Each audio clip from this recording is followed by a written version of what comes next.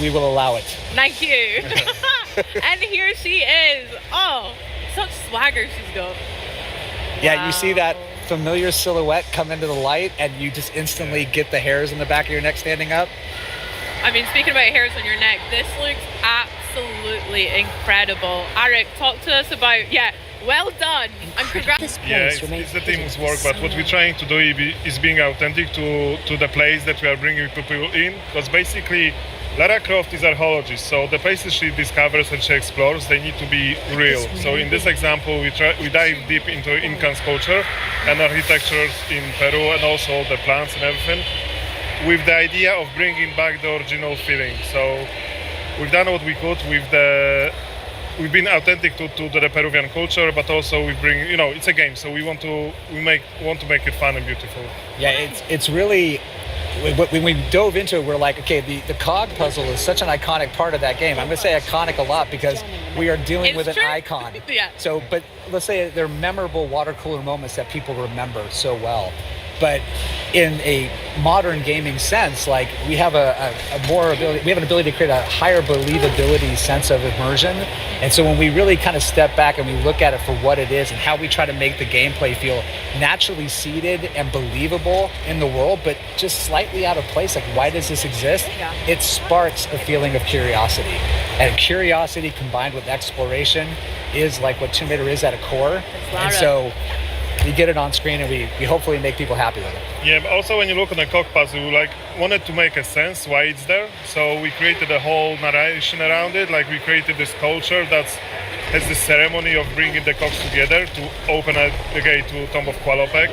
So it was really fun to just build the whole structures and logic and the whole system, why it would be there and how it worked. I love that. Like here's a perfect example of curiosity on display. Like Lara gets a beautiful pencil dive into the water after dislodging the roots. Stunning. 10 all round, by the way. 10. Oh, awesome. But along the way, she's like, wait a minute, I see something out of the corner of my eye. The player drives in and they come into this new space. You may have never missed this unless you or you may have never seen it if you had not taken a chance to actually just look around for a beat. I mean, speaking about looking around, is there maybe particular details that you guys are really proud of or that you want players to really notice in the environment of the game? From an environment perspective, for me, was the most important. I want people to immerse in a game, and I don't want to break this immersion, so I wanted to build everything with the logic. So everything, all the mechanisms, all the puzzles, they need to be there for a reason, and me and our team, we really worked really hard to make sure that every single puzzle, every single obstacle that Lara meets, it makes sense. So when you dive deep into the environment, into the world that we are playing, it's there because I want to build it, not because the game requires it to. And we don't want the environment to feel like it's a heritage site. I mean, we're in the wild. This is a lost city, lost to time that we are discovering. And as a result, we have the opportunity to kind of do some storytelling tricks where we can actually say, hey, this is a culture that evolved in isolation for a while. So how do you preserve what we know about Incan culture, but at the same time, give it a uniqueness to say, hey, it's unmistakably Tomb Raider, but it's that way because they just evolved in isolation for a while. Yeah. And when you play the game, you're going to find out why. Yeah. Sick. And then you can have a lot of fun with the overgrown aesthetic, as well as obviously some of the dirt that Lara's picked up as she's traversing through these environments. That's sick. Yeah, I mean, that's a part of just making sure that the environment feels like you are the person who discovered the first in a very, very long time, because that's what she does. And we want to make sure that that's how it feels as well. Yeah, and Lara's she's not a delicate flower. She looks good, but she is going to get her hands dirty. She's going to dig in. Heck yeah. She's going to go anywhere, and she's going to follow her instincts, similar to how she's doing here. She's like, I need that cog to get that puzzle moving. I found one, but that has opened up the path to somewhere else. So curiosity is driving her. You're going to be along, helping her find that way, and we get into beautiful traversal that makes sure that Lara's physical attributes, her abilities, her athleticism is on full display in these moments. She's at her peak, right? She's at her peak. Yep. Love that. Now, the puzzles, like you mentioned, they are such an iconic part of Tomb Raider for me as well. There's so many that I remember from Greece, Egypt, all of the levels. Can you go a little bit deeper about how you've evolved them for Legacy of Atlantis? Similar to what we talked about reimagining, it's about saying, hey, this puzzle as it existed, what was the original intent here? And if that intent is something that we are like, hey, that's a really strong guiding principle, how do we take that and make it the ultimate version of what it intends to be? Sometimes that means sticking very close to the formula. Sometimes it means deviating into another area, but we do so in a way that's very thoughtful and very precise, because we never want to make it feel like we're ignoring the history of this adventure that we're reimagining. We want it to feel like it's the re-debut of this game. And so adding new details like giving her gear items that allow her to extract more lore from the world, preserving some of those classic abilities like push-pull, traversal being fluid and dynamic. We'll get into combat a little bit later, but these are all just Tomb Raider things at the core. Amazing. Yeah, but just going back to the scanner thing, like you can use a scanner if you are a fan and just want to, like Jeff said, dig deep into the lore. You can scan things and find out more, but you can also use the scanner as a clue to the puzzles. Cool. It gives you clues if you want to. If you don't want to, you can just play it your way. Yeah. Nice. And that's us trying to be sensitive to the players, because there are those that want to have this full breadth of systems, but we also have our hardcore players that are like, I want 2 pistols and no help. Yeah. And we're accommodating them as well. Yeah, I love that. Giving players way more choice and following their lead as well. That's so cool.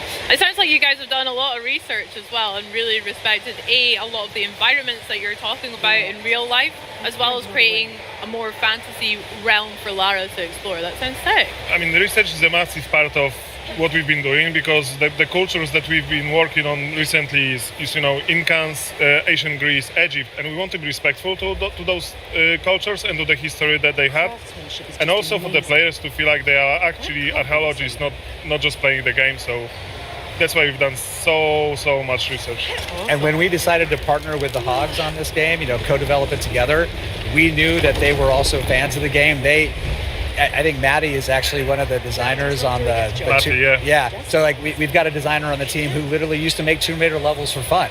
Yeah. And he's No way. really well known in the community. So these are real fans that are making the game. Wow. But at the same time, we're also, we have a luxury of very talented developers who ask the right questions, who push in the right places to make sure we get really cool stuff that's fun to play on screen.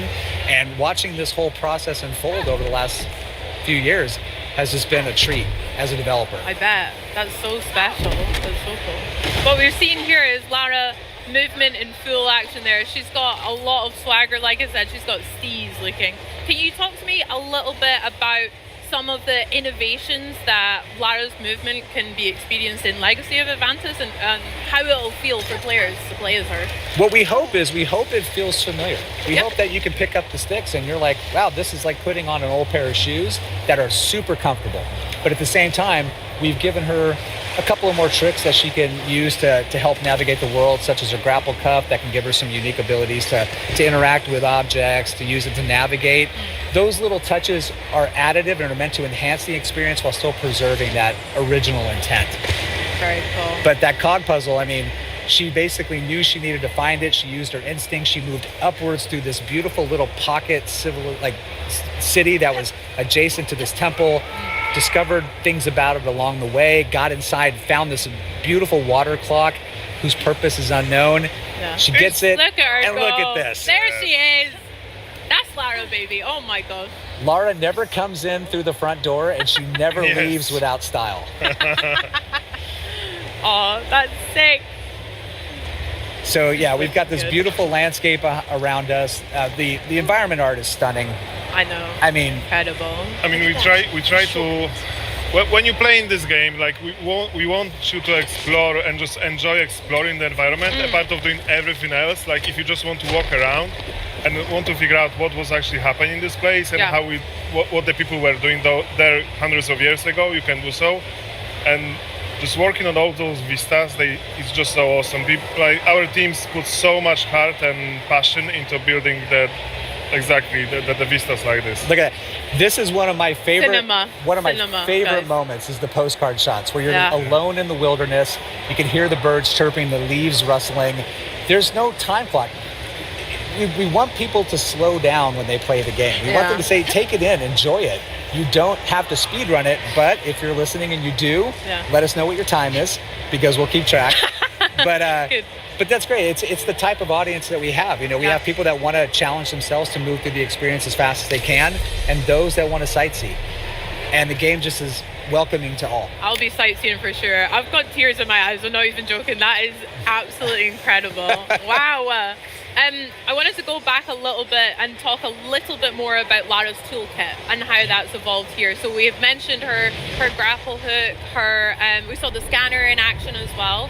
How is that really going to affect the gameplay for players, and what other tools has she got up her sleeve? Well, we've got like you said, the 2 items that we've already discussed. Nice. And as Arik mentioned, the scanner has some dual functionality. It can not only give you some hints that are optional if you don't want to engage with it, but it also gives you some world lore.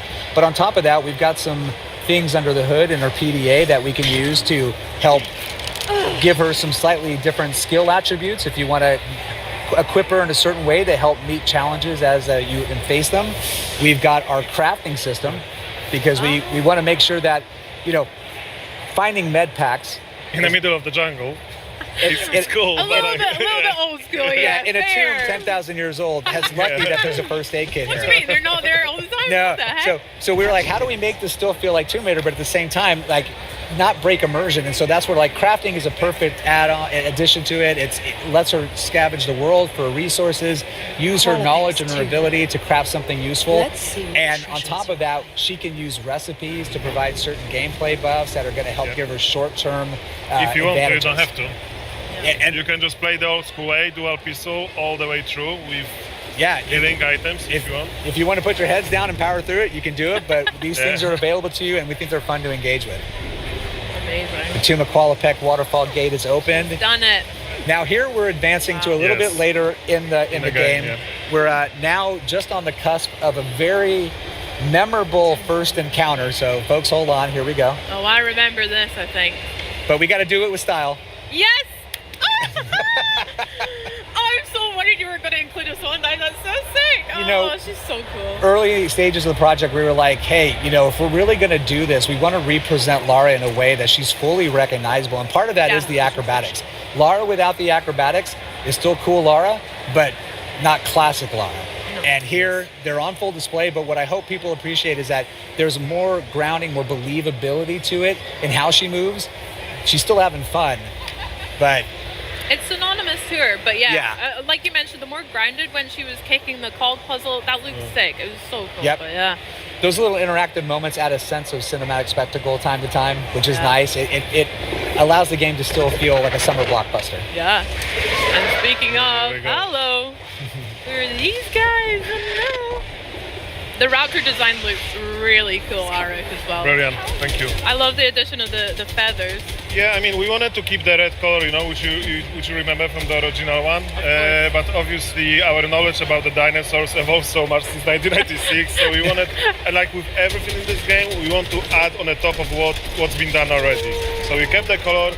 We add our own silhouette designs, and we added the feathers to make it unique for the legacy of Atlantis. Nice. And their combat has been like dramatically overhauled. They're no longer just charging at you and just taking bullets. They're thinking, they're evading.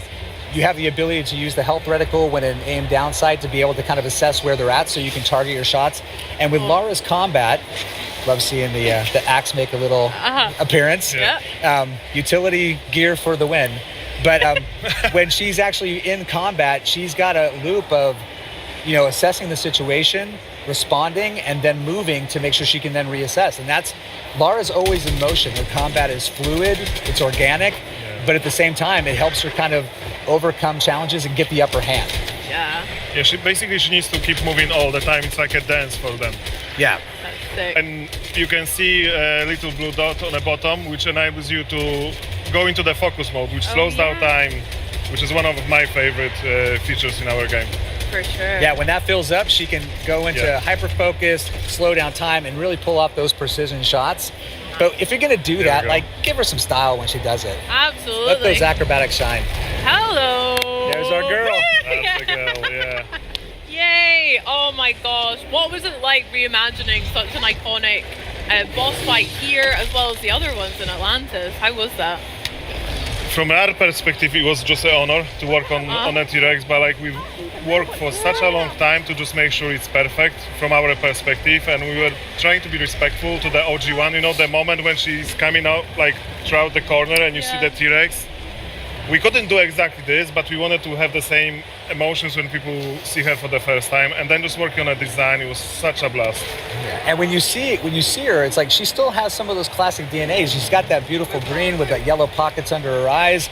But we've also got some added elements in the feathers that also provide a little bit more of a reason of, she's in a geothermal valley. I mean, she's going to have a little bit of plumage that feels like it matches that environment, and it just gives her this really recognizable signature look. I just love that we added those red feathers because there's so